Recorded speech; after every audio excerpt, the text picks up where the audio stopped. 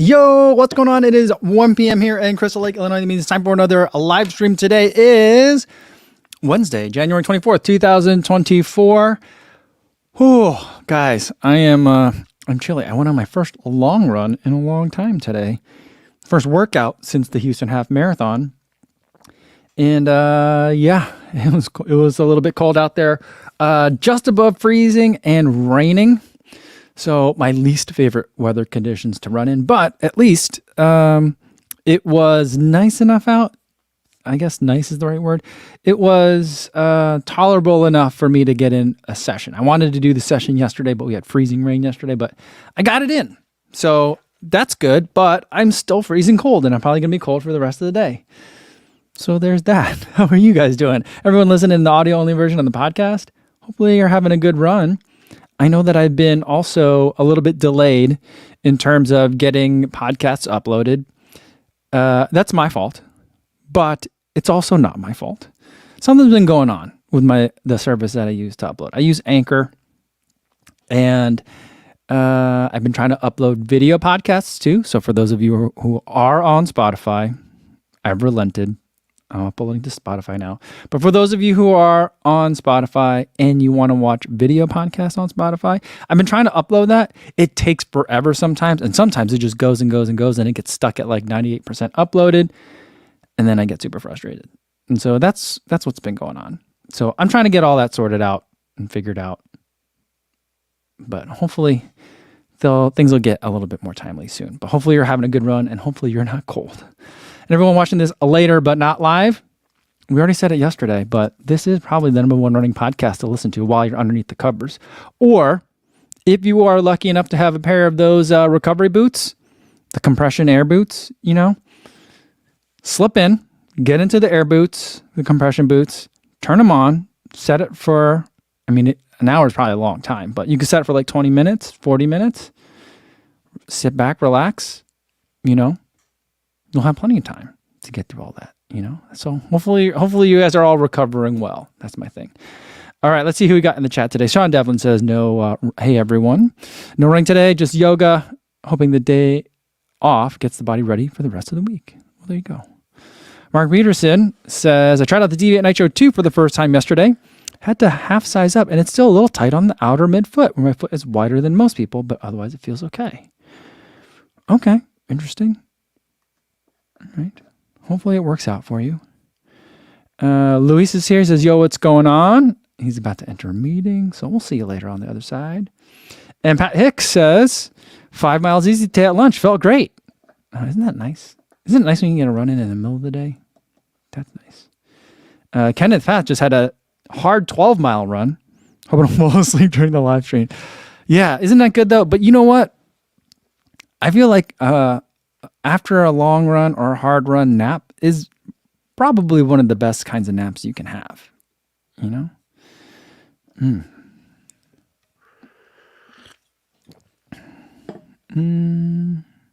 Steven Ganoza is here. What's going on? Steven says, unboxing Sony caught my eye. All right. So I do have a new package here from today. I ordered a new camera. I can explain more. Should we get to the package? Are you guys ready for the package already? Is it package time already? Let's get to the package because I feel like, no, should we wait? Let's wait till everyone gets in here a little bit. Because, wait, here's what we'll do while we're waiting for the package. Steven will get to it soon, but just to make sure everyone's here. In the meantime, I think what we can do is Wednesday, right? So, Tail Wag Wednesday, right? Is everyone's dogs here? I told you we would say hi to your dogs. Let me know if your dogs are here. Stevie76, are you ready for the package? Okay. Let me know if your dogs are here. Put some dog names in here in the chat. And let me know. And I said we'd do something fun. So we'll do something fun too. I think Luis says his dog's always here. And Vanessa's got dogs and cats and a bunny. Martha's bunny is here as well. Let's see who else we got in here. New Betra says, my run today got scuppered by the kids getting a snow day. Am I old enough to complain they're too loose with snow days nowadays? I mean, I feel like it's kind of tautologic. You know what I mean? Like, if you are complaining about them being too loose with snow days nowadays, you are old enough to complain that they're too loose with the snow days. All right. Brian Pooh says, Ronnie Foster is sitting next to me on the sofa. He slept while I ran today. And Bishan Mom's dog's name is Coco. All right. Oh, and Richard Wilson said, I take Lucy to the emergency vet yesterday for respiratory issues. Good news, it wasn't the canine virus. Oh, good. She's fine. Phil says he has a cat named French Fry. That's a great cat name. You know what I love? Like, dog names have to have a lot of personality and stuff, but cat names are just pretentious and ridiculous sometimes. Like Mr. Buttercup, French Fry. Those are great cat names. I love those cat names. Those wouldn't be great dog names, but those are great cat names. You know what I mean? That's what I enjoy. But that's something that I feel like is uniquely cat culture that I appreciate. All right. Hopefully Lucy's okay. Lucy, are you being a good dog? Lucy, hopefully you're breathing better, Lucy. Do you guys follow the Doggist? I've been following the Doggist on Instagram. He's a guy that goes around New York taking pictures of people's dogs. And every time he takes a picture of someone, he talks to like the owner and meets the dog and stuff, which is probably the best part of taking pictures of dogs. And he makes all these weird noises. So I think it's funny. Coco. Good dog, Coco. I'm guessing Coco is a Bichon.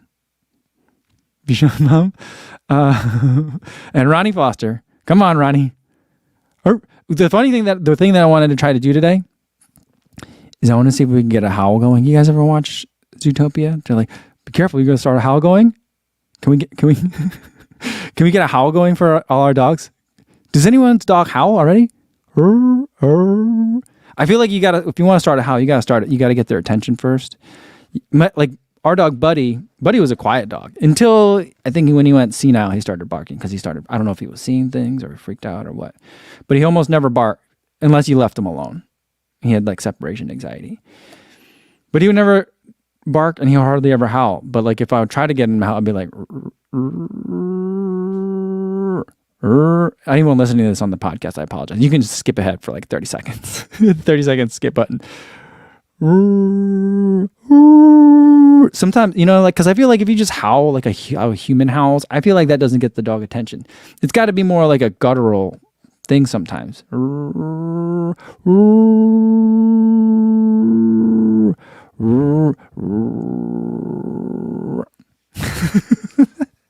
Anyone? No one's dog isn't working. Philip Bourne says, Lara only howls to my car's alarm. Oh man, that sounds fun. So you have 2 car alarms, really? I don't know why I like that so much. All right, Alan Brewer has labs Mochi and Milo. Mochi, ooh, ooh, ooh, ooh, ooh. Mochi, Milo.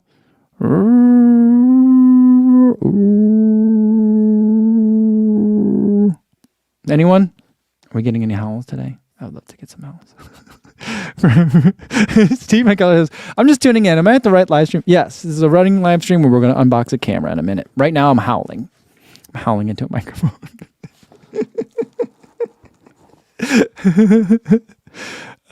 Brian says, not a single hint of notice from Ronnie. He's being aloof. Oh, boy. Steven says, Eva's just looking at me very concerned.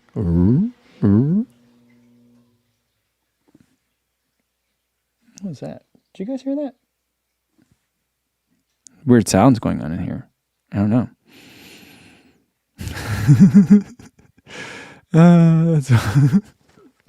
I don't know why I thought I could get everyone's dogs to howl, but Martha says you need a loud "ow" with the woo jumping up a couple of notches. Ow! Oh! I don't think that's gonna work either. Oh, see, I feel like if you howl like a human thinks a dog howls, that doesn't ever works. Ow! Adam says it's your treadmill trying to make it down the stairs on its own. All right. David DeFrangio says, I'm howling now. Just everyone at home, No. Everyone at home is fine. Everyone at work, we're all just coming out at the same time. Are you guys ready? You guys ready? I'm just kidding. We won't do that. Sleeve Singer says, I'm at work and someone just gave me the side eye as I walk by my office door. Okay. All right. That's it. Thank you guys for humoring me. Thank you, good dogs. Milo's here. Coco. We're hearing a whole bunch of Ava's here. Ronnie. Good dogs. Everyone good dogs. All right.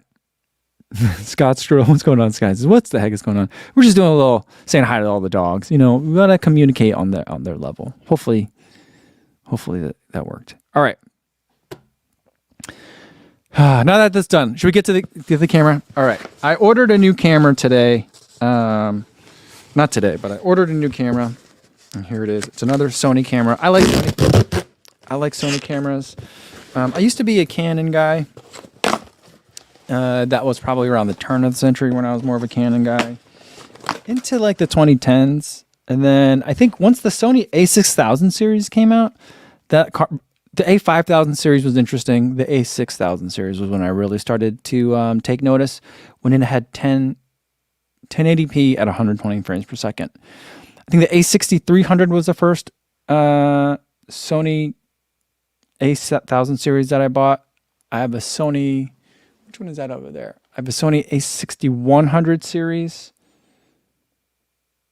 No. I bought an A6300. That's that one. The one that I'm looking at me on now. That I use as a web camera. The memory card slot broke on it, so I just use it as a webcam. Then I did buy an A6000, I think. And then I lost it. You know how I told you guys that it's been a long time since I lost something on a trip? I left that camera somewhere. I lost it. Somewhere either in Texas or in Sacramento. I lost that camera. So I wanted to replace it. So instead of replacing it, I did upgrade a little bit, and I picked up a Sony A67 Alpha 6700. I call it the A6700, whatever. But this is a camera that I bought. This one particularly caught my attention because of the fact that it has 4K resolution at 120 frames per second, which is the same thing that my big camera has. This is the Sony FX30, has 4K 120 frames per second. And I've been using this to do a lot of filming at races, combined with this telephoto lens. This is a 70 to 350 millimeter lens. This is an APS-C sensor, so it's kind of like a, I don't know what the conversion is, like a 100 to 500 millimeter lens, and then I do 4K at 120, so it punches in a little bit more. So it's like, it's really like a 150 to 750 millimeter lens. So that's kind of what I've been working with. I use this, and then I also have a GoPro. So while they're far away, I'll get far away shots. And then when they get closer, then I put this, then I hold this like this and hold it like a football, and then I run along with the GoPro. That's been working for me. I've been very happy with the footage that I've been getting from it, but this is a very heavy setup. It has fans. It's a heavier camera. It's a video camera first versus a photo camera first. And so like, if I need to film a long interview, I can do that. If I need to film a lot at a high frame rate, it can do it without breaking a sweat. This A6700 also has 4K 120, and the A6000 series are also much lighter cameras. It comes with a camera strap. I don't think I'm going to use that. Here is the camera itself.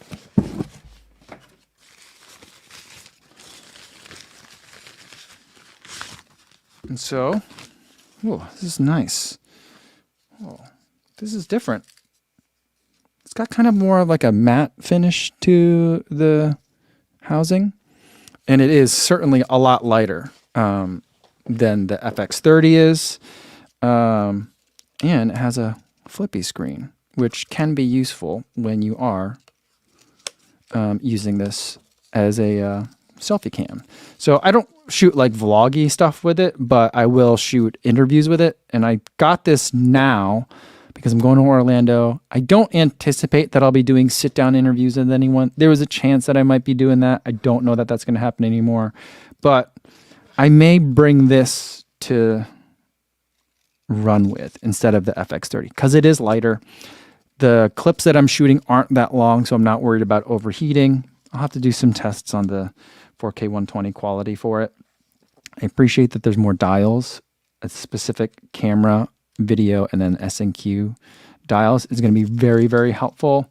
So like there's a couple more things that make it a little bit more useful for me. Plus, also, if I want to take photos, the FX30 is like, I think software. I don't know if it's hardware or what, but like it only takes like 4. There's no burst mode for photos. My A6000 could take like 14 photos a second. This one, I'm not sure, but I know it can take more than what the FX30 can. So if I do want to take photos, this could be an option as well. So that's one of the things that I'm thinking about. The other thing that I'm thinking about is there were other events like UTMB where at the finish line, there wasn't a lot of room to run around, but I did want to get a couple of different kinds of shots. And so I felt like I really could have used an A cam, B cam situation. And so in that, what I would probably do is I would take my 30 millimeter lens and just kind of go with both cameras at the same time. So what I did in Chamonix was when the runner was far away, I would use the zoom lens, change it to my closer 30 millimeter lens when each runner came in. And that just got really annoying really fast. And I feel like I also missed some shots in the process. So I feel like if I just had double action, I could leave this on and just leave this on, and I'd just be able to have that second camera so I wouldn't miss any shots that way. So that's kind of the thinking. So let's try moving this lens onto the A6700. Yeah, this is going to be a lot easier to run with. So I'm leaning towards, unless I do some tests and it feels like the quality is dramatically different, I think I'm going to go with this. And this will be my long distance shooter. So there we go. All right. Fuel by Air says, "Hey, Coach, should I get a cam like this for Tokyo and London trip or go with a GoPro and use my iPhone for photos?" iPhones take really good photos, right? I think it depends on how good how much time you want to spend on the photos. I feel like with photography, you get out of it what you put into it. iPhone cameras are great, really great. But like, they're just still not the same as a camera like this if you're going to pair it with a nice lens. And so it depends. Also, it depends on the iPhone that you want. Like when I was walking around Tokyo for the marathon, I was using, I don't know if I had this camera or if I had my other Sony a6000 camera, but I was using, near the event, I think I was using a combination of this telephoto lens, a 30 millimeter lens, and a 50 millimeter lens. And I think all of those, other than the 30, I think the 50 and the telephoto lens, unless you have the iPhone 15 Pro Max, I don't think you can replicate those zooms. And it just gives you very different kinds of shots. So it depends. Do you want to carry that all around or not? You know, it just really comes down to a lot of that. So the answer is, can you get by with the iPhone? Yeah, you're not going to feel like, oh man, I don't have any good photos from Tokyo because I only had an iPhone. But I would not take photos with a GoPro. Everything's too far away. You know? Stevie76 says, "I used my A7C II with Tamron 70-80 at 1080-120 to film Kofuzi in Houston." I thought that looked really good. David DeFrangia says, "Did you know a lot about camera equipment specs before you started YouTube?" I knew a little bit. I've always enjoyed. I was into digital cameras, like I think at like the turn of the century. I remember buying my first one on YouTube. It was a Kodak. This would have been maybe like 2000 or 2001. So I've been taking digital photos since then. But I'm not like, I'm a little bit colorblind. I'm a little bit lazy. So like, I'm never going to be like a pixel peeper. I'm never going to be able to do like billboard quality photos. I don't color grade that often. You know, Lawrence, how's this Cavuzzi turning into Floberg? No, I think I've just about told you everything that I know about cameras already.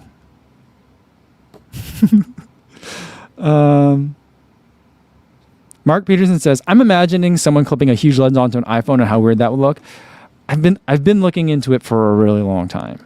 And we talked about it the other day, how I wish there was zoom lenses for GoPros. But I'm debating whether or not to pick up an iPhone 15 Pro Max to get that 5x zoom. Because sometimes I don't have these cameras with me, or it's not practical to bring these cameras with me. And so just to have something rather than nothing would be great. Matt LeGrand says, oh, snap, it's new camera day. Yeah, Matt, I got a new camera. I picked up the A6700. I think I'm going to combine it with this 70 to 350 G-Series lens. So I think I'm going to be running, it's a lot lighter than the FX30. I love the FX30, but since I have to do some tests, but I'm assuming, I'm not going to assume, but I'm intrigued by the 4K 120 capabilities of the A6700. So if I can get kind of the same quality in a lighter package, I think that'll be good for some race footage. CGS says, have you found any straps a la Peak Design that work well to run with? I always want to take my A6000 running, but don't want to have to hold it the whole time. See, that's the problem. That's why I feel like I might upgrade, even with the cameras that I have, to a iPhone that has like the 5x zoom on it, because I don't like it. I know, what's the one? Brandon has one that he runs with. He runs with an Sony A7. I don't know which one it is. I think he has the A7 II. And he runs with that, but he's still kind of holding it as he runs. So the one that I will sometimes bring is I have a Black Rapid strap, the kind that like you kind of has it at your side and then it slides up so you can take a photo with it and then it slides back down and it kind of sits on your hip. So I have that one. And then I'm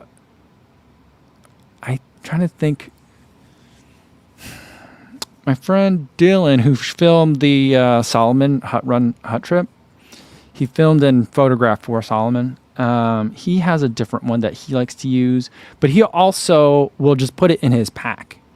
And so I think he was shooting with the Sony A7, and he was just like stuffing it in his pack with a 50 millimeter. He had a 50 millimeter lens and I think a 30 millimeter lens. I'm trying to remember.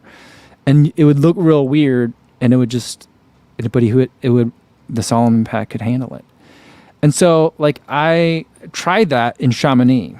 So I put the 30 millimeter lens on an A6000 series camera, and I put it in my pack, and I didn't like that because the pack I was wearing, I think it was a Solomon pack. When it got sweaty, the camera got wet. So I wasn't thrilled about that. And then also the camera kept turning itself on. And so like I would go to use it a couple hours after we started and the battery would be dead. And so like that wasn't cool. So I think if I had to do that, I would take the battery out probably, and then you have to think about how to keep it from getting wet.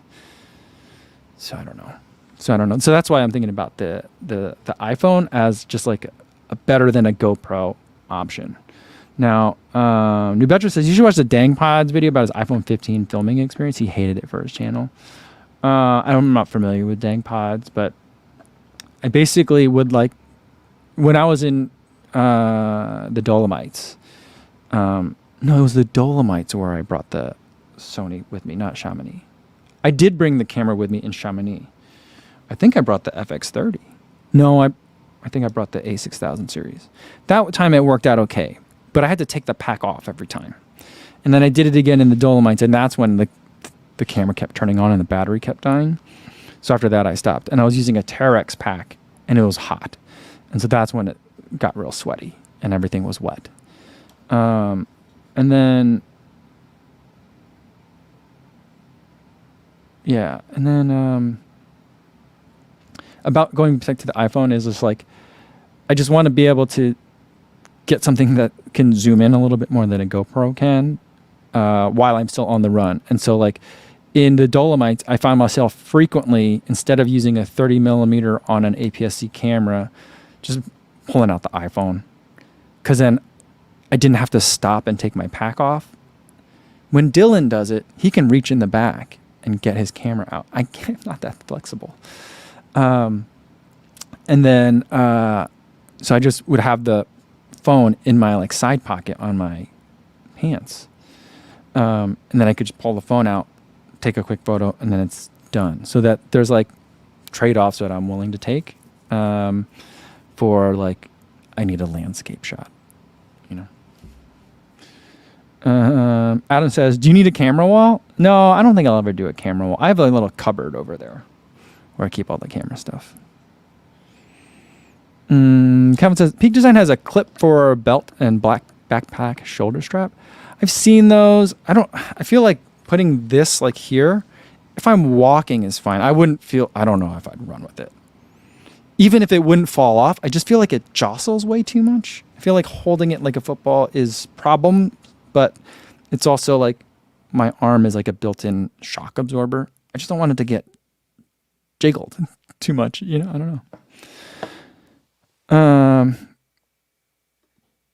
Merlin Kahlo says, I'm sure you get this question all the time. What camera do you use for runs with the selfie stick? Is that a GoPro camera? How's the vid quality on that? I think it's great. It's typically a GoPro these days. I try other cameras. I usually put it in the description of each video on YouTube as to which action cameras it may have been. Sometimes there's multiple and I don't specify which clips were which. I can usually tell, but sometimes there'll be some DJI Osmo Action 4 and some GoPro or something like that. But the action shots, that's how the video the quality is. So you can see anyone you want. Matt says, I'd love to have something nice but smaller that I can bike with and still be comfortable. A smaller lens might also help. Yeah. I mean, I just need it to be. That's why I just feel like it's hard to beat. There are compromises with an iPhone, but it's hard to beat the portability of it. You know what I mean? I remember there was one time where Samsung made a camera. Remember when Samsung made a bunch of phones? When Samsung made an interchangeable lens camera that on the back, it was just a phone. Which I'm like, that is, I think, the appropriate balance between how much of a phone is it and how much of a camera is it that I like. There's like 5 apps that I use. And really, if I couldn't use them, that'd probably be better for me. In my mental health and my time management. And so like that was super interesting to me. But I don't think it ever went anywhere. I think they never like updated the OS or on anything. Steven says, I've used a 2-gallon Ziploc bag to keep a camera dry in a pack. Yeah, I have a bunch of like small, like kind of like they're in the vein of a Ziploc bag, but they're made out of a friend of mine, his wife had an Etsy shop where she would make them. So basically kind of like reusable Ziploc bags with a zipper, an actual zipper on top. And then on the inside, you can make them either waterproof. So like we have like waterproof ones for like when we go take the kids swimming. When the kids had swim lessons, we would always put the wet clothes in that. So like waterproof bags or just ones that were like food grade would usually be good enough to keep like sweat out if it got damp. So those could work too. I have one that fits a drone inside, so I've done that for when I wanted to run with a drone and I didn't want it to get wet. So.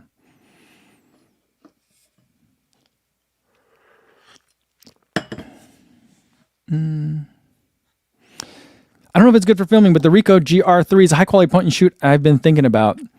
Yeah, here's the thing. So like I love the size and form factor of all the point and shoots that are on the market right now. And I think there's a handful of really good ones. The problem is they typically all have like, none of them have 4K 120 and some of them don't have even 1080p 120 frames per second. And I don't know that I would need 120 frames per second, but I'd like to at least have 4K 60. Because in the way that I'm going to use it, I'm probably using it for landscape shots, setup shots. I don't need it to necessarily be slow motion. So 120 frames per second isn't necessary, but 30 feels too limiting for me. And so that's why I look at them and like, At that point, at that size, I'd rather just maybe find maybe a pancake lens to put on this A6700. You know what I mean? And so I'm like, it's a little bit bigger, but it has no compromises or fewer compromises. So that's kind of like, it's been the dilemma. I've been doing a lot of shopping or browsing, I guess. I don't know.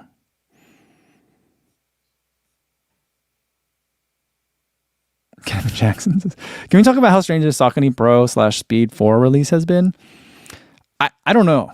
I don't know anything about it. I don't have the shoes. No one has talked to me about the shoes. I'm worried about Saucony a little bit. But yeah, well, they're not the only ones that do it. But what the embargo is like, pictures are okay, reviews are not. Which seems to be becoming a thing. And when I talk about how embargoes make me mad, that's the kind of embargo that I'm talking about. Because the moment I post a picture of it, your question is going to be, how is it? Right? And so like, if you don't want me to, then it puts me in the position of like, I got this photo, but I can't talk to you about it. And so now I'm the bad guy. Right? So it's just, I don't like being put into that position. So I think from now on, like if there's like photos are okay, but reviews are not, I'm just going to wait till review day, you know? Steven Ginoza says, no, you absolutely need 120 frames per second for the epic super slow-mo. I mean, I know it's a crutch at this point, but I like it. I like slow motion. Billy Yang gave me the hardest time. It was like the first time I met Billy Yang in person. It was like 2 years ago. And I went over to the Path Projects booth at TRE. And I was talking to Flores for a while, and then Billy Yang came over, and I met him. I introduced myself and stuff. It was nice. I'd never met him before. And then I had put my camera down because we were all chatting, right? And I put it down like on the table at the Path Projects booth. And then I walked away, and then Billy's like, "Hey, you forgot something."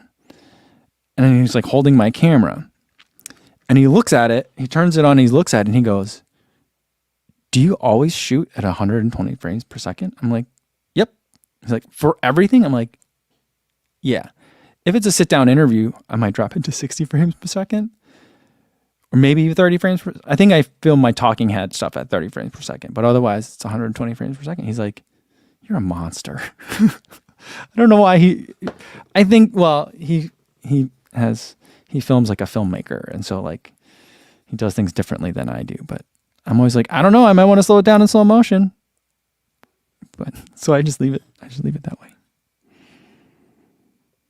Adam says, you're looking for a Goldilocks camera? I sure am. Not too big, not too small, not too many features, not too few. A couple of things I just want to make sure I remember to unbox before I throw this box away. I don't know what this is.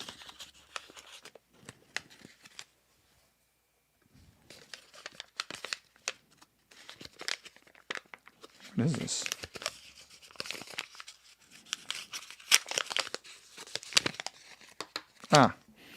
It's this little. This is a little thing that you put on the viewfinder, which I almost never use this viewfinder. But I think it goes on like this. How does it even go on? There we go. I guess it goes this way. I gotta open my eye. But I don't really use that, so I don't need it. And then here's the battery. Oh, here's the other thing that's different about this camera. This camera does not use the regular Sony a6000 series batteries. This is the FX series battery. Lucky for me, I already have an FX series battery. So now I have two, I guess, but I have two cameras, so. But yeah, so it's a much bigger battery. And the other thing that we'll take a look at here, oops, wrong way, is, thank you guys for humoring me on New Camera Day. It's really fun for me.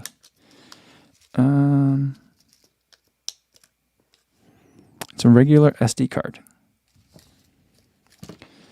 And then there is a spot for USB-C. You can use this as a webcam. Like I'm using this as a webcam, but I'm using this with another adapter that I had to pay extra for. And then it does have HDMI out. I don't remember which kind of HDMI this is. Micro HD, mini HD, I forget. And then a jack for audio for attaching a microphone. And then nothing on this side, which is going to be hard for me to remember because the FX30 now, I've gotten very used to that. And on this side, it has the memory card slot door. This one, there's nothing. So, but same systems, same color science. Hopefully the footage will blend a little bit easier together. Matt says, one battery type for all cameras is huge, but you should also have multiple batteries. I think I have 4 or so. I think I do have 2. I have 1 extra this size battery for the FX30. I guess now I have 3 technically. But yeah, and I have like 5 or 6 of the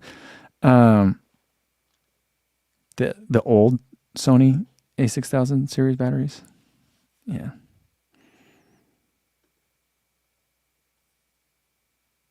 CJ says, whoa, you had 1 battery for the FX? You are a monster. No, I had 2. I have another one. It's over here. I'll show you. Where is it? So it's over there on the floor. I can't reach it, but it's over there. I do have another one. Michael I says, remember Sony's memory stick? Yeah. Do you remember Sony did everything proprietary? They used to do, I don't know if they did it so much for the US, but I had a cousin that lived with us for a little while from Korea, and he had a bunch of Sony stuff, and everything had a proprietary battery. Like it was rechargeable, which was nice, but it was all proprietary, so you couldn't get other ones. It was super annoying.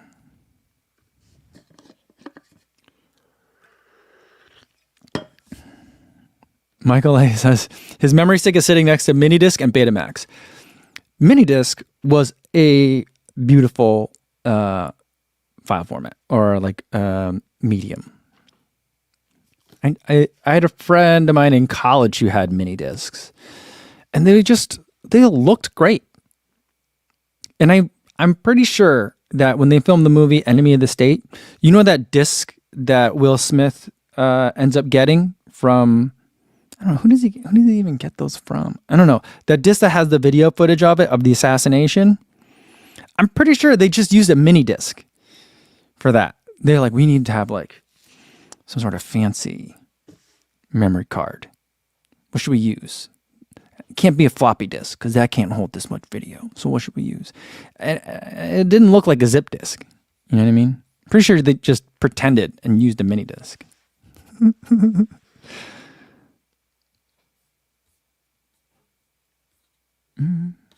Secret Dreams says, I still cannot fathom your storage situation with filming 4K 120 frames per second all the time. My clips are all very short. And then for my talking head stuff, once I film the video, so it'll be like 18 minutes of me talking to the camera. Once I'm done editing that video, I delete the talking head. I just don't feel like I need it. I'll keep all the B-roll footage, but that's about it. And then all my GoPro action camera footage I always save. So that, yeah, it takes a while. Sacred Dreamcast says, Enemy of the State was filmed right here in Baltimore. Was it really? It wasn't filmed in DC? It looked like DC. Duke BB22 with an actual running question for today. How do you like in the Ghost Max? I like it. I've been enjoying it on the treadmill. My favorite treadmill shoe right now is the Triumph RFG. It's got a little bit of bounce to it that makes treadmill running a little bit more exciting without being kind of over the top. Yesterday I ran treadmill miles in the Cloud Eclipse, and it was just like, I feel like I'm wasting miles in the shoe. I don't really need it to be this bouncy. It's not enhancing my enjoyment of the treadmill. I just feel like I'm using the shoe unnecessarily.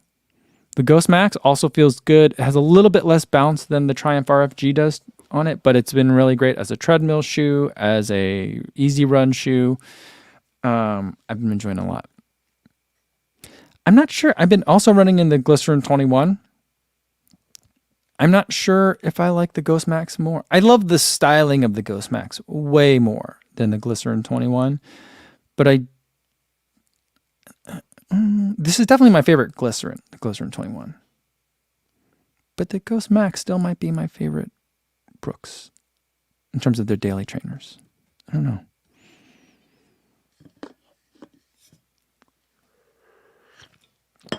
Slave Singer says, Will Smith got it from Daniel Savage. He had it in a camera he used for foul watching. That's good trivia. That's really good trivia. Man.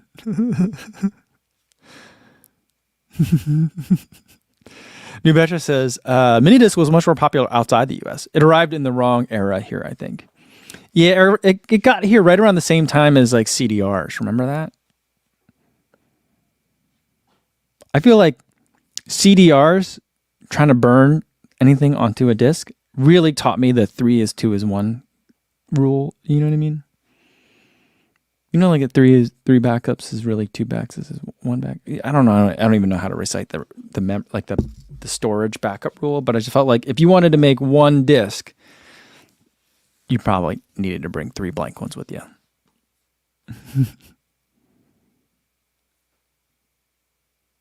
Yeah, Adam says, why are you going with big stack on the treadmill? Mills have flex. I use the endorphin speed too. Yeah, I've been this last week I've been running a lot on the treadmill has also been like a recovery week for me after Houston. And so I've just been like, let's just be really nice to myself and make it extra bouncy. But I'm just like, I don't know if I need that much bouncy. My favorite treadmill shoe of all time is the Zonte Pursuit. Remember with the crystal rubber? It had a blue outsole. Really nice.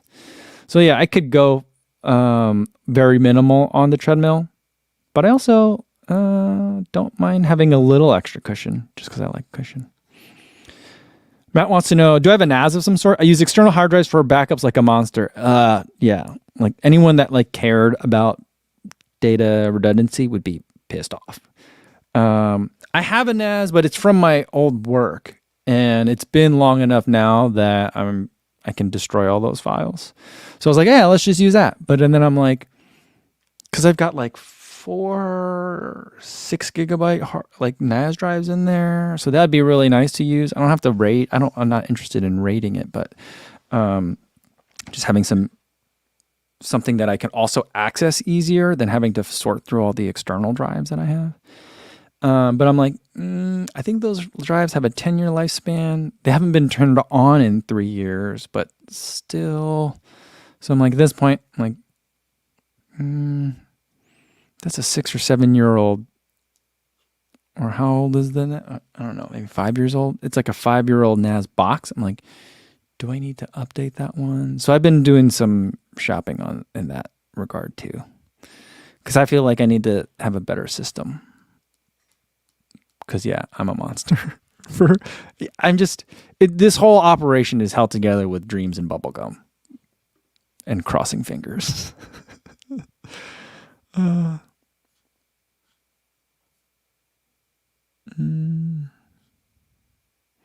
Martha has been using the Cloud Surfer for easy treadmill runs. See, now that's a lot of softness, but it makes the treadmill miles go better. It's, I don't know.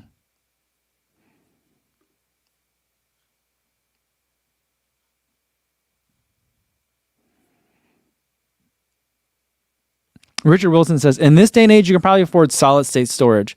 I've been looking into that as well, but then like a 4 or 6 terabyte. Yeah, that's what I meant. Calvin said, I think I said gigabyte, but terabyte. I think a 4 or 6 terabyte spinning platter drive, it's like $150 or something like that. If you're getting like a NAS one, or one intended for NAS storage. It's just really cheap. But to get that in solid state that could be used in a NAS, I feel like is a little bit more pricey. I mean, once anything would go on that, I wouldn't need to access it quickly because I kind of have this little guy. I use this to store all my footage, a little mini solid state drive. And then once every month, I'll take all the oldest stuff off of there and put it into archive. and that's usually other spinning platter hard disk drives, external drives. So that's the cumbersome process. Matt says, if I see any mega deals on NAS, I'll let you know. Black Friday, maybe. Well, yeah, let me know. I'll do the same. Kevin says, SanDisk is holding the entire... no, I don't like SanDisk. I use... what's the other ones that I use? Seagate for my external hard drives, and then I use these Crucial. I have like a bunch of these little Crucial ones. 4 terabytes. Solid state drive is this one. So this is a tech day, I guess. So I use that one. So not SanDisk, but yes, pretty much.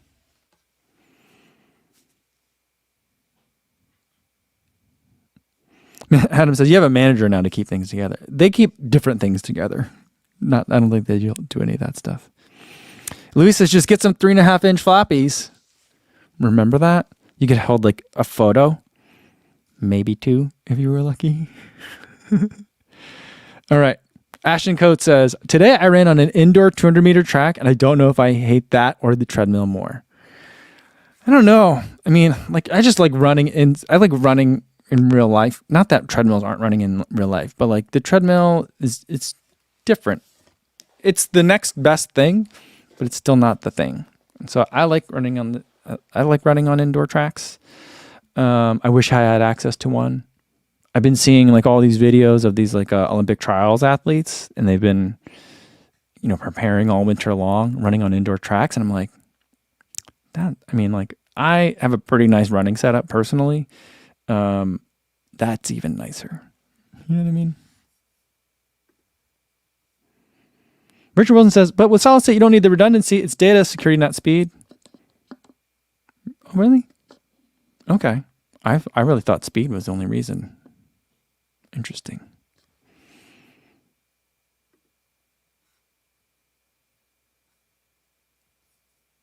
Craig says solid state drives can still fail. Redundancy is essential for archiving. Yeah, see, our original plan... Calvin says, I don't know about... I'm sure he's sponsored to get him NAS. Anyway, I think... Oh, what my wife and I's original plan was... Well, my wife's pretty nerdy too. And so I've never built a computer before. She has. And I was like, hey, why don't we build a file server together? That'll be a fun project, like a puzzle for nerds, nerdier nerds. And she's like, oh, that's a great idea. And then, then we have kids. But the original plan was to have one in our house and then one at her mom's house. So that way they'd be separated by a couple 100 miles as well. And then have those sync up back to each other. That was the grand scheme, especially now since like my mother-in-law's internet, I think it might be faster than ours here. But now that she has fast internet too, like, it was like something we were thinking about. I remember when I first met my wife and we started going to Iowa, there was a railroad at some point, and anything on one side of the railroad didn't have internet. On the other side of the railroad, they did. Because like to get to the other side of the railroad, they had to dig under the railroad, and the railroad wouldn't allow it for a time. Now that problem seems to have been resolved. So now there's good internet over there. But yeah.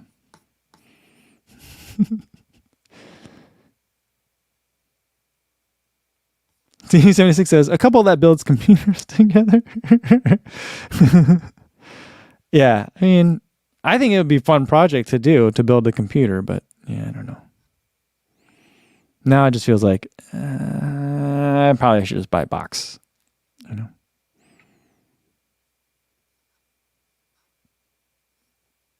Michael I says, my local Wise track is 160 meters. You want to talk about annoying?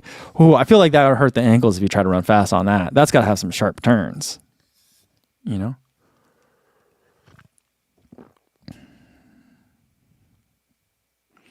Martha wants to know if the manager will book hotels and flights for you. I know you love doing that. No, I don't anticipate them doing that. I'm getting better about that. I don't mind that as much. I don't know. Rob IS says, digging under a railroad really is a fairly quick process. Yeah, it never made sense to me. But that was the explanation I got from multiple people in town, that like they can't get past the railroad for some reason. And I didn't understand that part. But I think kind of like analogous to that is, like, remember during the pandemic, they were like saying like, oh, we have to make sure all these areas get funding so that way they can have access to high-speed internet. Like, it was that kind of same situation. I don't know.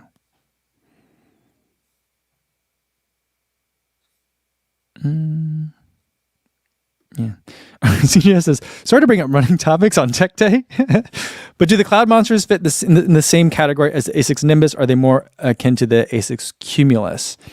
I would put them in the same category as the Nimbus, but they are going to be more stable than the Nimbus. The cloud monsters, I feel like, you know how like in New Balance, they've got fuel cell and they've got fresh foam. Kind of like two parallel lines, depending on what kind of experience you want. I think On is going that way too, where they have like the old way with speed boards and then the new way with the new Cloud Tech phase. So you've got like Surfer and Eclipse on one side, and then the other, you'll have the, I don't know what the daily trainer is for On, the normal daily trainer, but the Cloud Monster, I think, still will have a speed board and will have the old style of clouds, but it'll be like bigger because it's the Monster, you know, so that it's still a max cushion shoe. Yeah.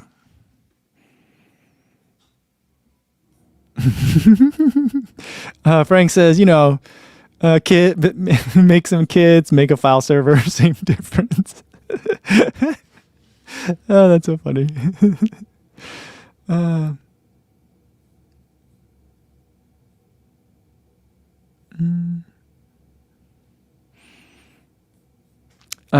Mika Kataya says, there's a 24-hour ultra race being run in a 200-meter indoor track. I think it's in Sweden or Norway. Huge dropout rate, usually, I heard. I tried running 6 hours on a 300-meter outdoor track last year, and my ankles hurt for ages.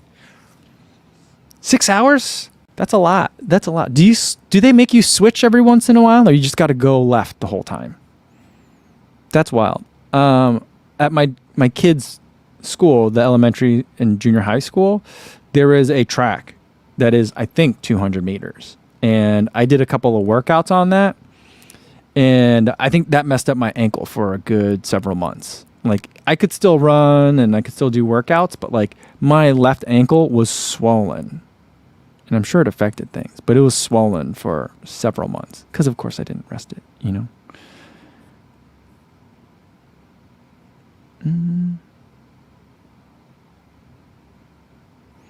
Alan Brewer says, can you say anything positive about the Topo Cyclone?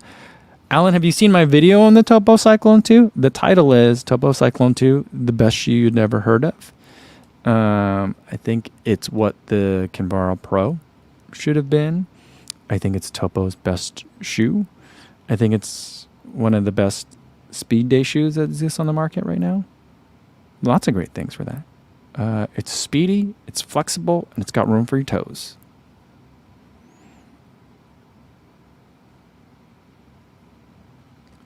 Calvin says, is Alan referring to V1? I've not tried V1. I think it's substantially different from V2. So I wouldn't say like, oh, Topo Cyclone 2 is great, so I'll just get the version 1 that's on sale. I think it's a very, very different shoe. But he's referring to version 2. Yeah. Mika says, for that 300-meter race, they changed direction every 10 or 12 laps. It was still awful. That's so funny. Adam says, in high school when it was raining, we'd run at the covered but outdoor quad, maybe 400 meters, but concrete and 90-degree turns. I remember I went to 2 different high schools. We moved in the middle. And the first high school that I went to, we had indoor track. The second high school did not. The first one, there was a square of hallways. Because there was like kind of an interior quad that you couldn't actually go into, but there was windows that you could look at it, I guess, and look at the other hallways. But we had kind of like a square, maybe a rectangle that we could run around, and we'd run around that for our practices, and it was at the end of the day, so like it was all dusty, and so like you'd be sliding around when you hit those 90-degree turns, and once the school day was over, the adults that were still at school later in the day would start smoking. And so it would just periodically, you'd be running reps through the hallways, hoping no one from some other like extracurricular activity was walking down the hallway. And so you'd be running real hard, and then all of a sudden you just get a whiff of secondhand smoke. Yeah, good times. That was the late 90s.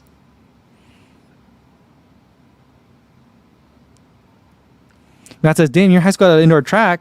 We had a dirt gravel track in Alabama, and we felt lucky to even have that. No, we didn't have an indoor track. We just ran inside in the hallways. Inside, yeah.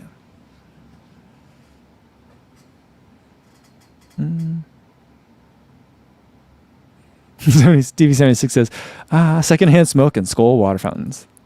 Yeah, it's a good combo.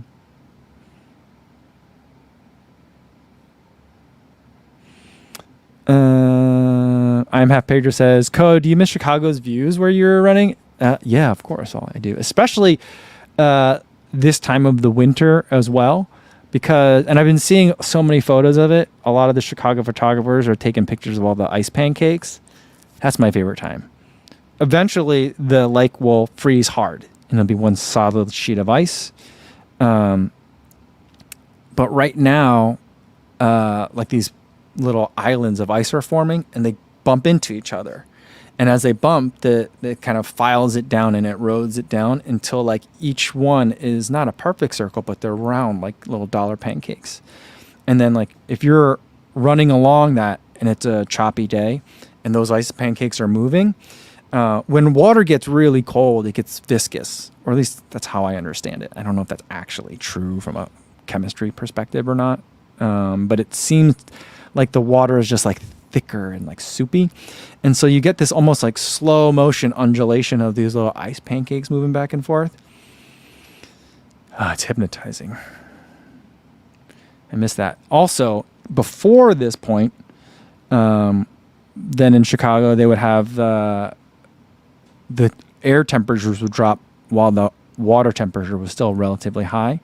And so like steam would just come, or water vapor would just come off of the lake, and it looked like the lake was smoking. That is one of my favorite weather phenomenon. You just don't get that out here.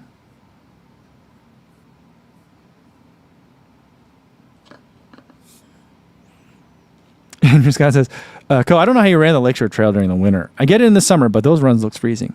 They were cold, and once it freezes over, then the wind just whips across the lake, and it's really cold. But except for the one part around the Oak Street curve where they lost a salt truck that one year, it's salted and plowed. And so like it's the best place in Chicago to run, other than maybe like the 606. Because it's cleared. I was able to do workouts on there through most of the year, and so it was nice. It was chilly though. Sean Devlin says, we call those Slurpee waves. Yeah, when the water is just like really thick. I don't know if it's because there's ice on it. It doesn't seem to be as like splashy as it is in the summer, but like that's just really nice. I really like that.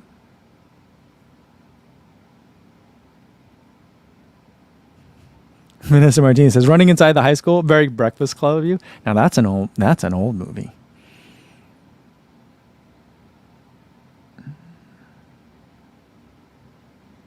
Fueled Buyer says, the most underrated difficulty of running in the Armory in New York City is the cough you develop for some reason. It takes a while to get used to it. No one knows why it happens, but it's a thing.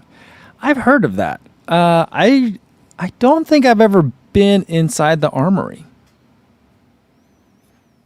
I've been to the Armory before. Like by it. Like I've seen the building and I've seen meets inside. But I've never run there for sure, and I don't think I've ever been inside where the track is.